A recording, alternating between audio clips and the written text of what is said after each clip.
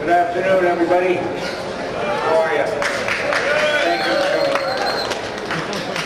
I'd like to just take a second and, for a minute, thank the Bumpus family, Tom and Angie and Tim, for bringing me here, and all our employees. I want you to know that I really feel honestly, and I've traveled the world. I was with Harley Davidson for 8 years in the 70s, jumped their motorcycles. This Harley Davidson motorcycle store is the finest Harley Davidson motorcycle store that I've ever seen in the world. And I certainly ought to be proud.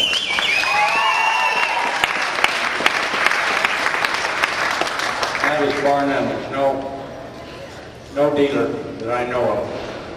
I've represented Las Vegas Harley Davidson that says that they are the largest Harley Davidson dealer in the world.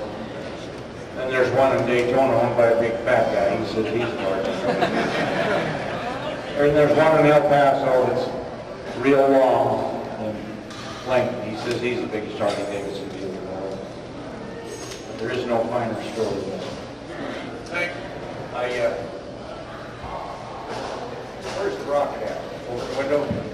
I hope you all got a chance to see the Sky Cycle X2 when you came in. The X1 was the one that I thought I'd jump the canyon with, try it. And it and another one went right in the middle of the canyon. And I ran out of money, so I had to get in this one, which was a good vehicle. When I took off, the parachute malfunctioned and blew out right on the launch pad.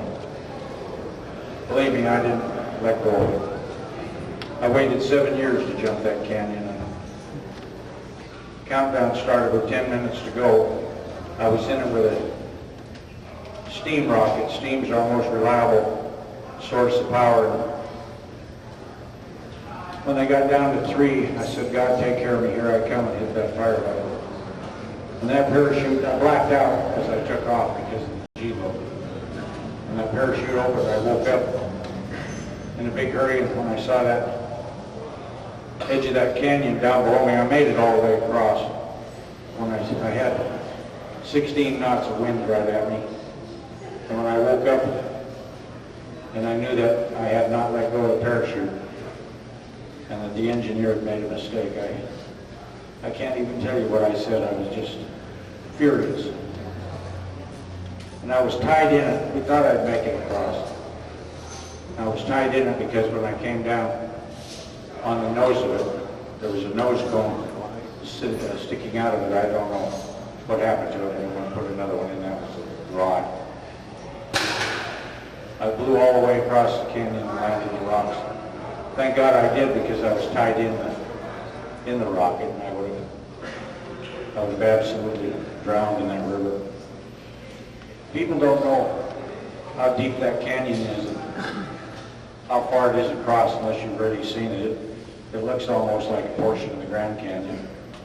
And there's falls down in the bottom of it. They're called Shoshone Falls. And they're 200 feet higher than Niagara Falls.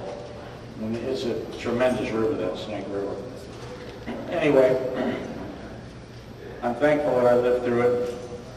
Oh, I know a lot of guys have talked about if I'd have made it, they'd have said it was easy, and if I hadn't have, and I'd have been killed, they'd have said, well, the daredevil died. I'll tell you something. I don't see to this day, 30-some years later, almost 35, I don't see any long line of daredevils standing up there wanting to take a shot at it.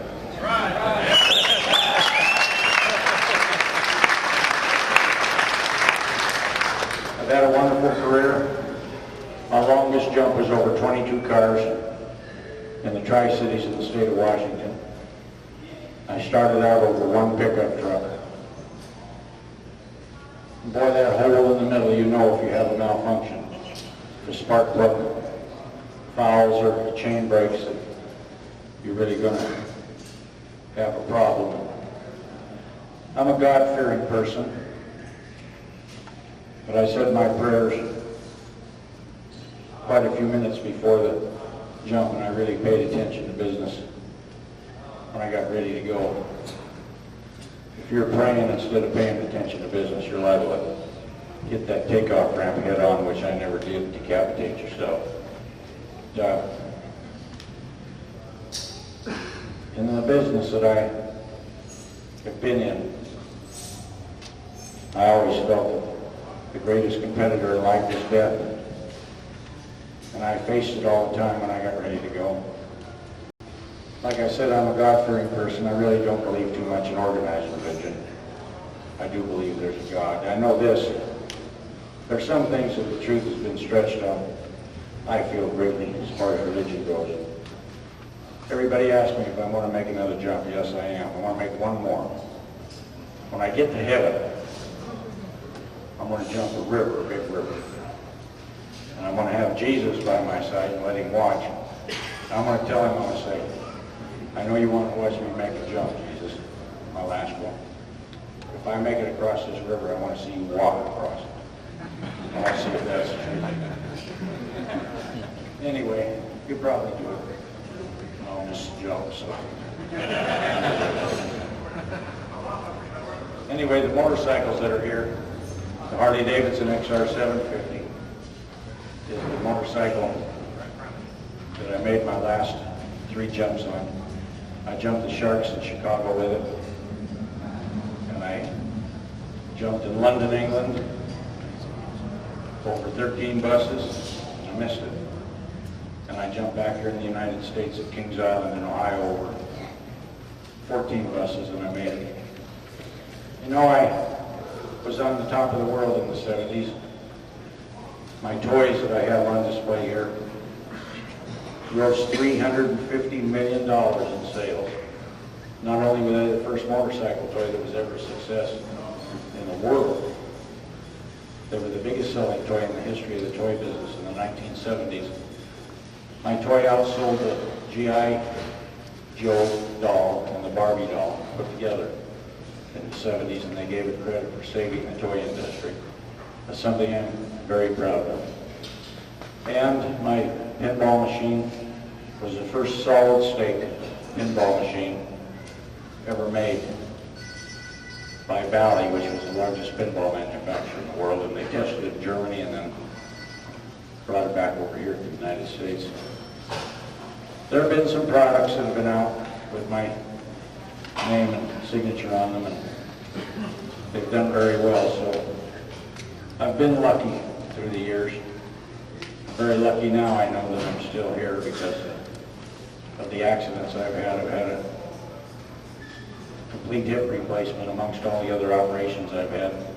Just recently, I had a liver transplant. And just in January, I had a fusion of my back. It's getting better. And I don't push things. I take one day at a time and feel that I'm getting better all the time. You know, if you quit life, those of you that are here, I'd like to tell you, if you're hurt or sick, and you go home and lay in bed or into a hospital, and you don't push yourself, you don't make yourself go, all you do is lay around and become a part of 4 walls and a television set. And that means you're not. And I know I'm hurt, and I really don't feel good. To be out here on the road, and to be with a family like this family, and to be with you wonderful people gives me strength. And it really gives me something to do and makes me feel good about myself.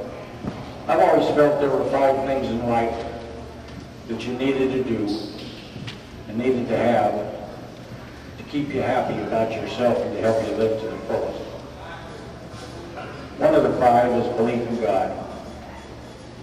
Number 2 is your health. If you don't have your health, you're in tough shape. God is the most important. 3, you have to have something to do. Like me, I'm doing this now. I'm not jumping anymore, but I'm putting on a party for you and that you're enjoying being a part of. So I have something to do. 4 is You have to have someone to love, someone to care about you, you care about. And 5, you have to have a dream. A dream that's something that you want to do in the future. So those, to me, are the 5 most important things in life. So I hope you have your dreams, and I hope that they come true.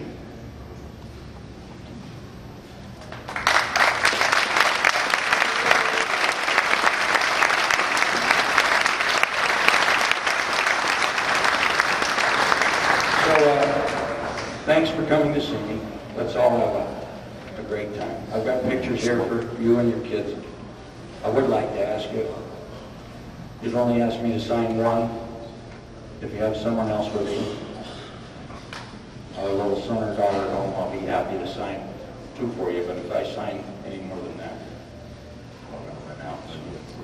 Thanks a million. Let's, I used to say, let's get this show on the road. You hang on to your seats and I'll hang on to the handlebars, but those days are over. You come on up and I'll take this pen and I'll sign for you whenever I can do it for you. Thanks so much again for coming. Thank you very much.